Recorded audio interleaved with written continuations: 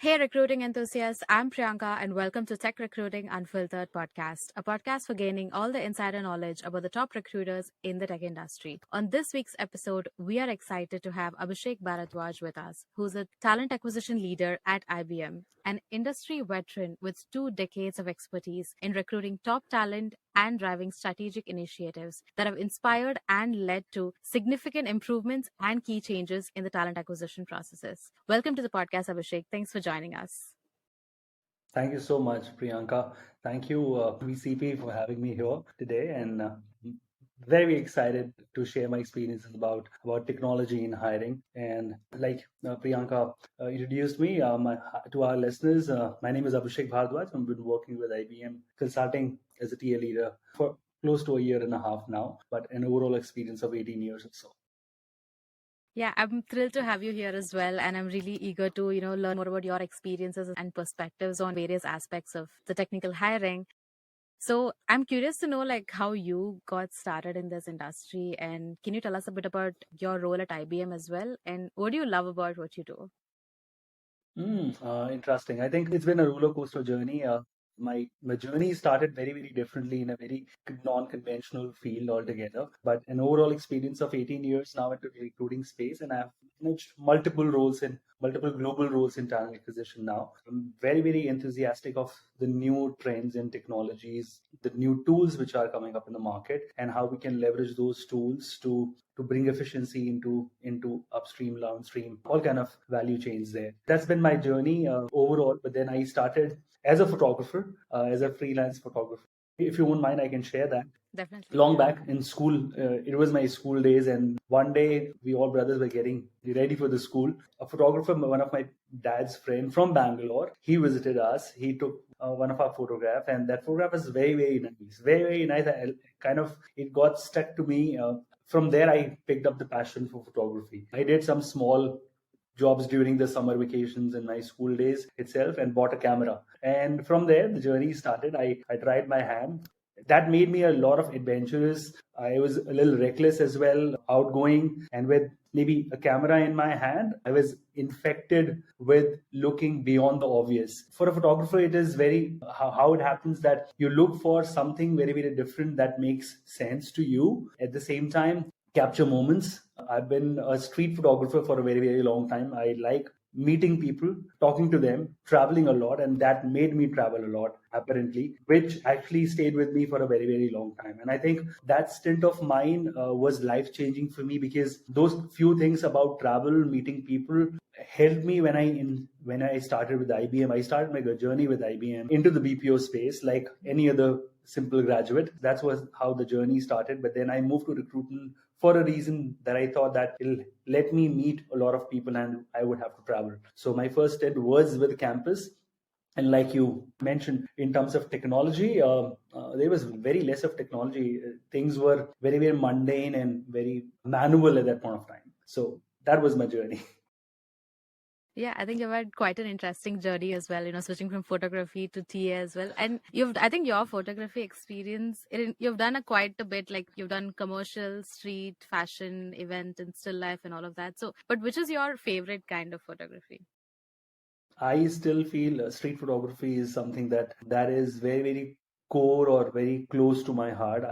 In my view, when you bring smile, and I've done that, I was supposed to, and that's the future plan as well, to start a channel of sort wherein you just click random people and bring smile to their faces. I know I have captured those moments in videos where you pick anyone out of the blue and click them and then share those photographs of them, and it brings a lot of smile to their faces. That is something I really love. I like to be unprepared at times, or rather most times, in terms of photography, because it's like instinctive for me. That's how it is. I've done commercial shoots as well. I have done shoots like a pre-wedding shoot or a birthday shoot or a corporate shoot as well. But then, to me, what close to my heart is street photography. Yeah, it's a very beautiful thought, and I can clearly see how passionate you were about photography as well. And so you were a part of IBM from 2004 to 2011, and then I think you joined back recently in 2021. So Correct. how has IBM evolved and the tech hiring changed from your time back in 2004 to 2011 to when you recently joined in 2021? I think it's a complete overhaul, very, very different. Technology has changed extensively, and I think it's the advent of social media which has made it a lot more interactive. I remember those days when job bulletins were there, newspapers. When I started off, those were the sources how you used to connect with people. Emails were the main communication method as well.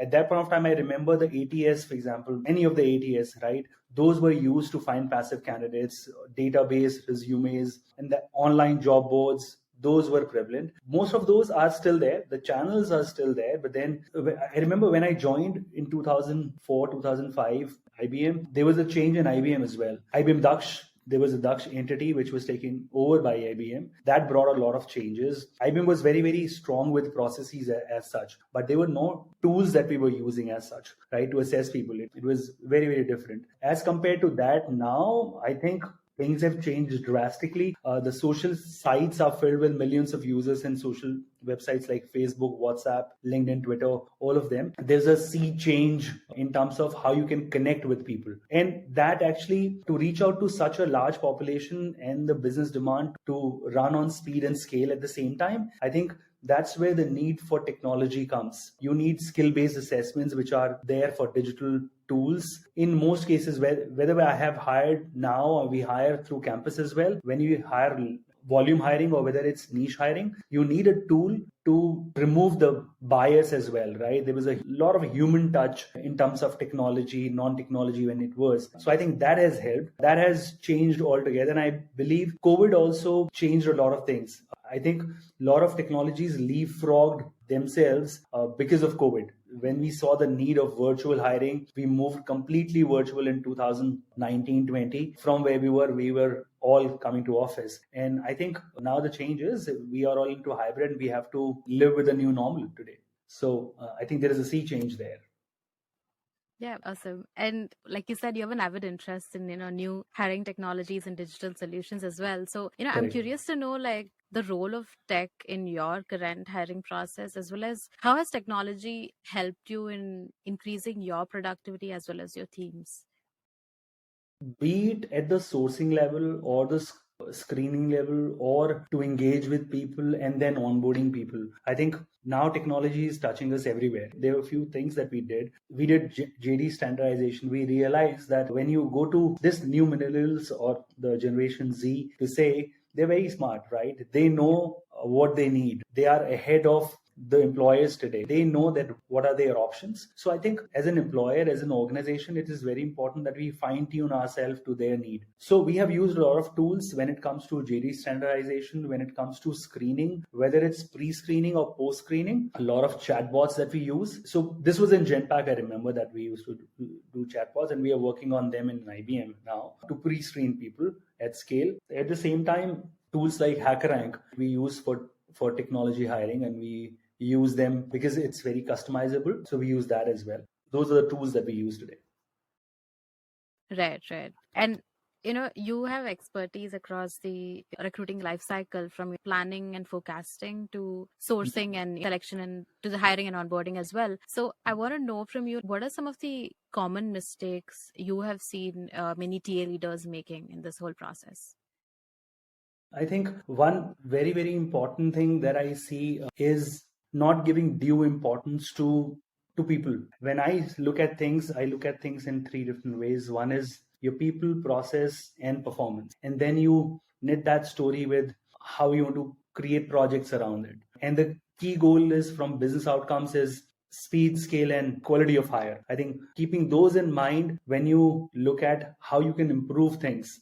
The biggest mistake that I see is one of the things is you don't share your strategy clearly with the team. Second thing, you don't delegate enough. When I say delegate enough, as leaders, sometimes you get into the crux of things wherein you try to execute more then strategize. I think it's very important to empower your team and let them take those decisions on your part. So you do the strategy bit and then you let them do the other part. In terms of using of technology, I think adaptability is a very, very key word that all leaders need to imbibe if you're not doing that. I think because the kind of dynamic environment that wherein we operate in recruitments, one needs to be adaptable.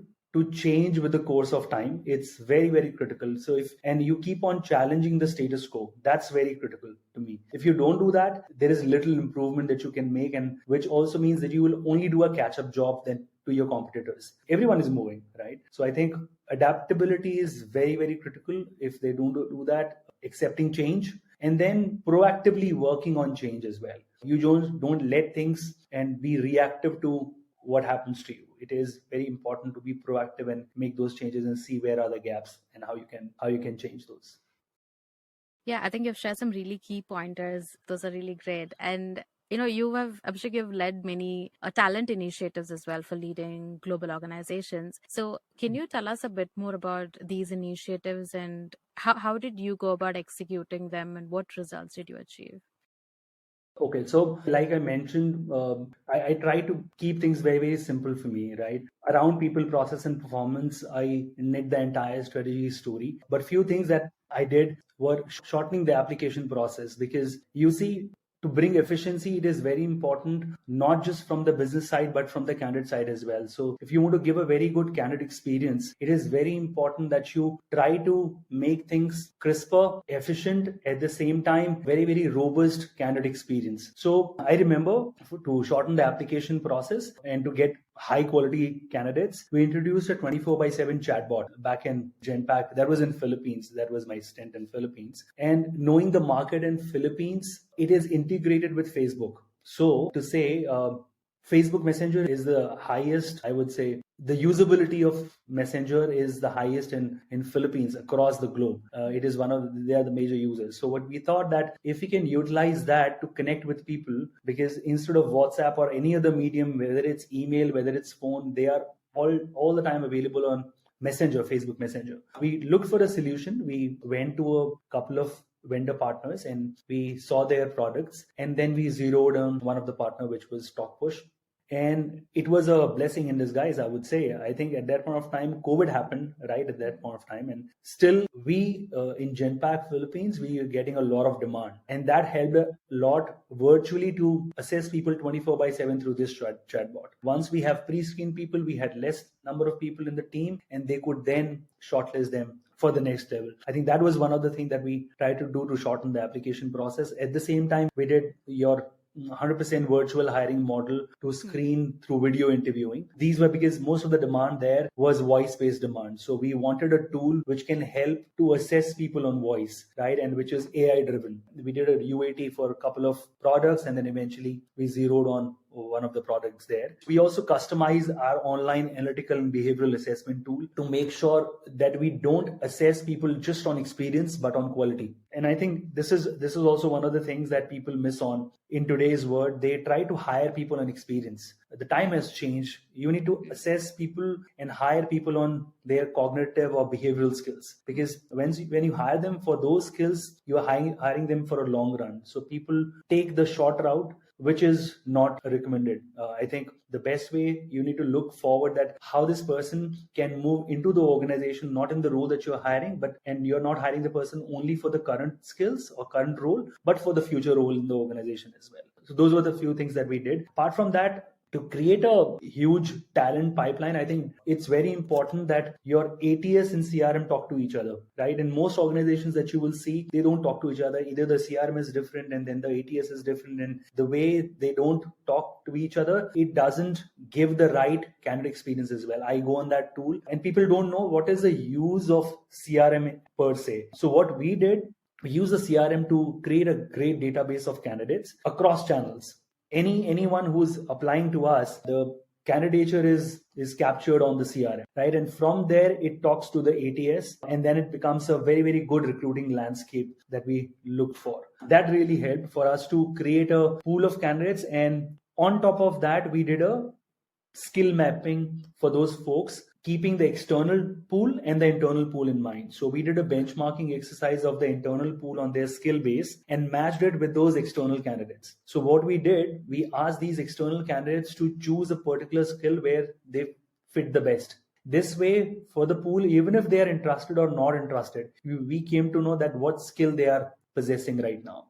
The third thing that we did is using their network. So like I mentioned, the social network is very important. We use their social networks to disseminate our product. I think one other thing that people miss on is marketing your brand. You market your brand only to hire people. I have a very different view to that. Instead of looking to market to hire, you should just try to brand yourself and let the other people make a choice. If you do that, I think that's the best thing that you can do. So those are the few things that I did, and this is at the core of course, candidate experience. This helped us to minimize our operational cost. We got more revenue. We could retain more people at the same time. That speed, scale, quality goals that I was talking about, we met those as well. Yeah, I think those are some really amazing initiatives, and you've shared a lot of do's and don'ts on what, like, how to go about things. And I think I found your approach really interesting as well. And so you were with Genpact for almost 9 years, I think, and you led campus hiring there. So Correct. I want to understand like your approach to campus hiring. So what were the main tech stacks you hired for, and how did you go about assessing them as well? Can you like walk me through the entire process, and what are the major hurdles you faced during the process? Priyanka, our solution stacks comprised of database like talent network, and then the front and back end tools applications, and we tried to connect them via APIs to have a great brand recall. Those were the key goals for us when we went for campus hiring. So we wanted a recruiting landscape wherein, like I mentioned before, ATS talks to the CRM, and then use our career website and the chatbots to integrate with each other. That's a solutioning that we did. We let go of some of our traditional methods of connecting in campus, which were SMS texting, because there was a cost around it as well. We reinvented our chatbot integration as well, and our engagement through email to give way to social media automation and engagement via virtual hiring events and chatbots. So what we did with campus, particularly before even visiting the campus, we made sure that we create a kind of questionnaire or a assessment to the people who are applying there. We took their skills, basis their behavior, and cognitive skills. We assessed them on that, and post that we shared links of the assessments and those assessments links, the tool assess them in a very proctored environment. So there is no chance of cheating there as well or skipping the system. And once we got those selects, we visited those campuses to hire people. It helped two ways. There were a lot of times in previous years we have seen that we went to a campus and we had no select, or we had just one or two selects. So spending time, energy of a recruiter to go there, visit there, and then getting very few selects. This way, I think what happened, we were able to hire more people, and our candidate experience also was very, very good in campus hiring. Yeah, I think campus hiring, yeah, a lot of challenges are there, and I think you've given us a different approach on how you do campus hiring. And so you have led, I think, recruitment functions for Genpact India as well as Philippines, like you mentioned. So like how similar or different are the tech hiring process and the strategy in Genpact India and Philippines? I think there is a lot of difference between India and Philippines in terms of culture, government regulations and support. So the government, it'll be interesting for you to know that in Philippines, BPO is the second highest contributor to their GDP. There is a lot of intervention of government in the policies that they create. One of the example was that in the BPO curriculum is introduced at their university level as well. So there is a very great public-private partnership initiative there. India, by just virtue of a huge population, we have both sides have an advantage on English, but then Philippines being a American colony for a very, very long time, there is a lot of American culture there. In terms of accent, it's very, very different in Philippines. So that is one very stark difference between the pool of two countries. That was one thing. The second important thing is in terms of the cost of living and the wages and others, English being well spoken in both countries. But at the same time, there is a lot of impetus and focus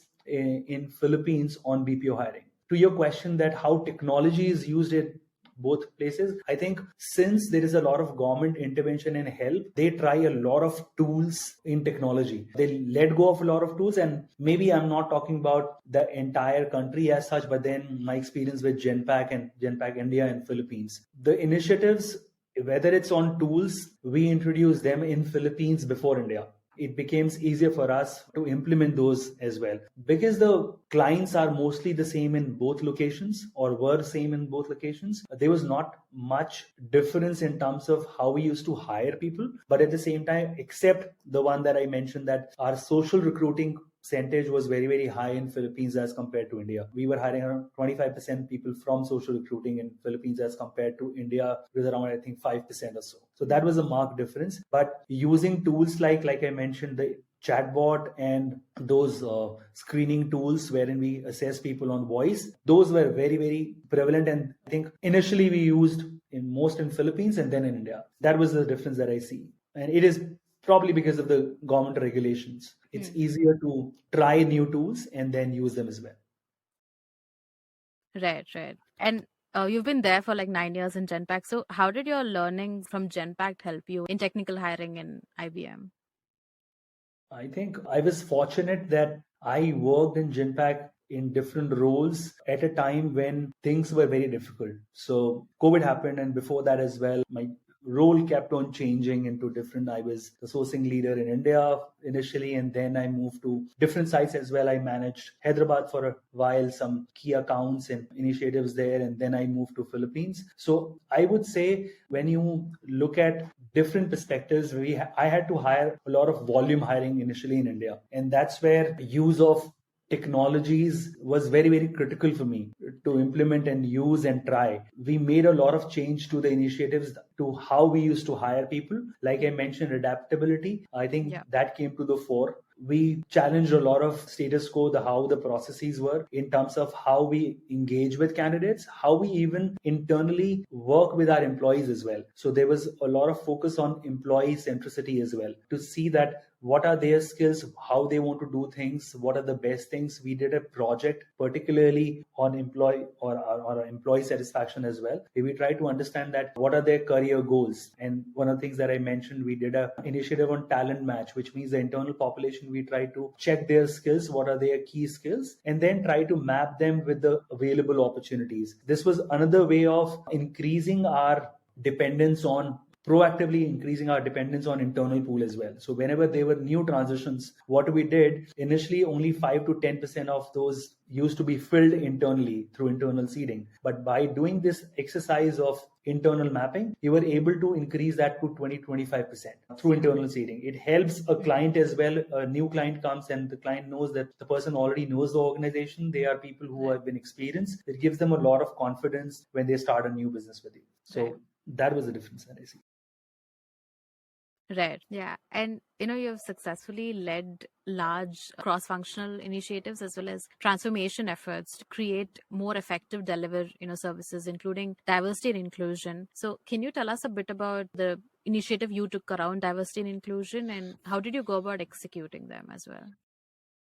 See, how I take this, Priyanka, is I use a spoke and hub model wherein your talent is at the central stage, and then you have different other teams to support it, whether it's an automation hub or your cross-functional recruiting teams to help you, your employee development, at the same time your external side, which is your RPO partnerships or your vendor partnerships. Keeping all that in mind, I'll talk a bit about automation hub. There was a project that we did, which was a digital COE for us. We replaced those administrative and repetitive tasks by using these different automations and tools. And this eliminates your middle layer altogether. So that was one thing that we did. At the same time, we did a lot of cross-functional recruitment teams. So, example, our talent advisors, they focused on low volume, hard to fill positions. And like I mentioned, the internal mobility that we worked on, those were the few things that we did. We ran a lot of virtual marketing campaigns as well. In cross-functional teams, we composed a multi-skilled employee base, which can cater to not just one side, but other demographies as well. This helped me to develop a global